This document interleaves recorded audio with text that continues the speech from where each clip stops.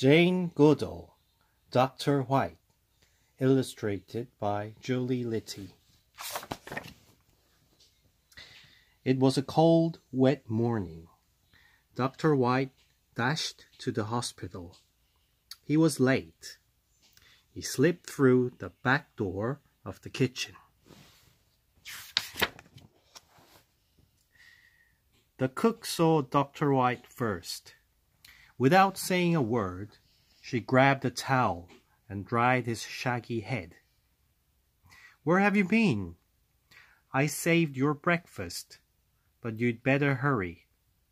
Mark was worse during the night. The nurses have already been down here asking for you." Dr. White quickly slurped his warm tea with cream and sugar and hastily gobbled his buttered toast. Without wiping his mouth, he ran up 2 flights of stairs and down the hall on the left. Several nurses and doctors greeted him as he passed. Dr. White paused in the doorway before entering. Mark's face was pale.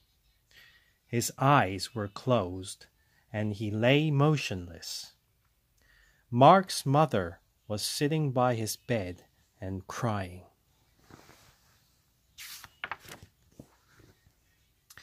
When Mark's mother saw Dr. White enter the room, she smiled with relief. Dr. White jumped on the bed and curled up close to Mark. He licked Mark's hand to let him know he was there. Mark opened his eyes halfway and smiled. Mark's mother relaxed. She believed in Dr. White's tail-wagging treatment. She kissed her son and patted Dr. White on the head. "Look after him for me," she said. Then she left them alone. Day after day, the little white dog visited the wards of the hospital. He wagged his tail and looked at the children with his soft brown eyes. Sometimes he nudged them with his cold black nose. He always seemed to know when a child was critically ill. Then he would jump on the bed and curl up close to them. He would lie there for hours, gently licking their hand and thumbing his tail. One day, as Dr. White was making his rounds, he passed a man with a very red face. The man began screaming for the nurse. "There's a dog in the ward! There's a dog!" The ward nurse quickly tried to explain. "He's a very special dog. He has saved many lives." The man turned out to be the health inspector, and he wouldn't listen to the word of the nurse's explanation. He reported the hospital immediately. It was official. Dr. White was no longer allowed to visit his patients.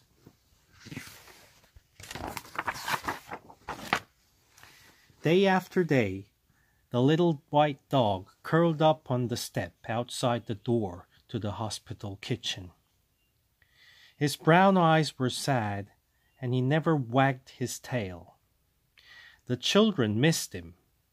Many of them weren't getting better, and some were getting worse. Mark had been one of the lucky ones. Dr. White had worked his magic on him. He had recovered and gone home. Months after Mark had left the hospital, the health inspector returned. The head nurse met him in the hallway. "I suppose you're here to snoop again?" she said bitterly. "Well, you needn't worry. The dog doesn't come in here anymore, and my patients are suffering." She looked at the inspector and saw tears rolling down his cheeks. "I'm afraid my little girl is terribly sick." His voice cracked. "Won't you please come and see her?" The nurse followed him down the hall to the ward where the sickest children were cared for. There lay a beautiful child. Her father spoke to her, but she did not open her eyes. "Please get better. I need you," he pleaded as his tears fell onto the child's face. The little girl didn't move. She didn't respond to his words. The head nurse thought about Mark. He had lain in the same room. Day after day, the little white dog had curled up beside him.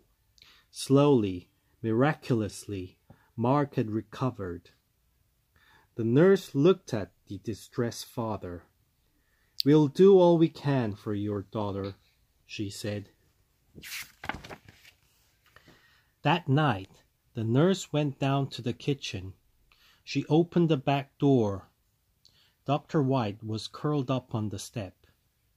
His brown eyes were sad, but he gave her a little welcome with his tail. She held the door open, inviting him inside. He leaped up and trotted through the kitchen, up 2 flights, down the hall. Dr. White stood in the doorway of the little girl's room. Her face was pale. Her eyes were closed and she lay motionless. Dr. White jumped on the bed and curled up close to her. His cold black nose touched her hand, but she still didn't move. He gently licked her hands from time to time to let her know he was there.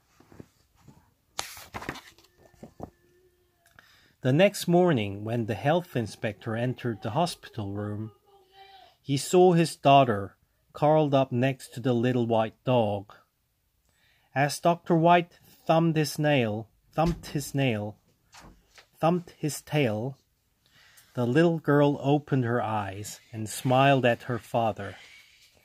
Reaching out to stroke the little white dog, the health inspector thanked him for restoring his daughter's health. No one will ever know how many lives the little white dog saved, but the story is told that it was the health inspector himself who moved Dr. White's bowl back into the kitchen.